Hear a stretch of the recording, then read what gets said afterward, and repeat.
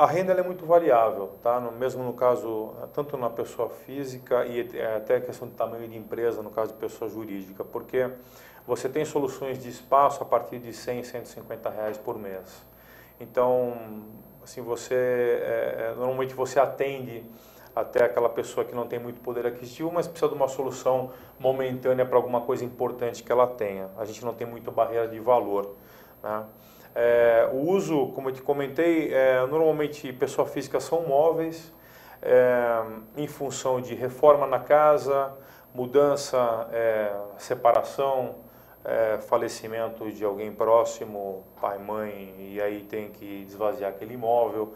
Normalmente em alguma mudança ou transação imobiliária você tem a necessidade de espaço e você usa então o self-storage.